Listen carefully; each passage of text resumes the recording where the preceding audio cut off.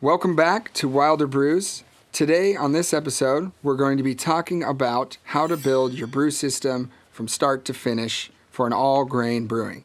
To start your brew day off right, you're going to want to have beer and a buddy. So first, we're going to talk about getting 3 different tanks. First tank you're going to want to get a hot water tank. The hot water tank needs to be at least the same size as the beer you want to brew. So if you want to brew a 5-gallon batch, you're going to need at least a 5-gallon kettle. You can go a little bit bigger, which would be better. I would suggest that because you can use it more versatile for different things. And if you want to grow, you're going to want to have something already there. You don't want to have to go and sell it and buy a new one. So you can buy a little bigger, that would be good. Second, you're going to want to get your mash tun. This is very important. You can go online or you can go to your local homebrew shop and they will have different types of mash tuns there. They're not that expensive, but you're going to want a mash tun. It makes it so much easier and it makes a way higher quality beer. Third, you're going to want to get your boil kettle.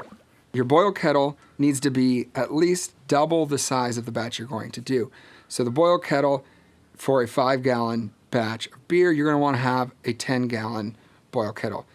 When you brew a 5-gallon batch, you're going to be putting in about 6.5 to 7 gallons of wort, and it's going to boil down. And as it boils, you have potential for it to boil over. So you want to have a lot of room on top so that you don't have that boil over because it's a big mess.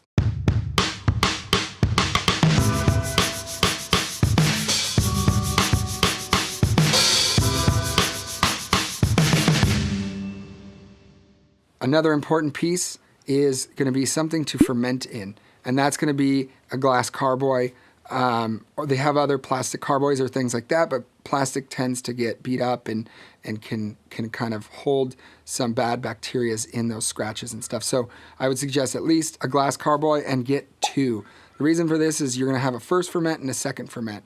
It's pretty ideal to do a second ferment because you're going to want to have your beer finish out smooth and kind of give it some more clarity that way. So get 2. One of them for the first ferment, what I suggest is a 6.5 gallon for a 5-gallon batch, and then you can get a 5-gallon one for your second ferment because it's not going to really boil, or it's not going to have any more fermentation going on to where there's not going to be a need for headroom. Another very important piece is going to be a chiller, a wort chiller. So it's either going to be an immersion chiller or you're going to get a plate chiller.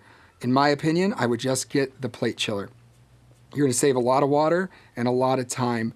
After you get those items, you're going to want to get a burner to boil your water and to boil your boil kettle, your wort. So you could get 2, but you can get away with 1. It's totally fine, especially when you're doing 5-gallon batches because it's not that heavy to move stuff around.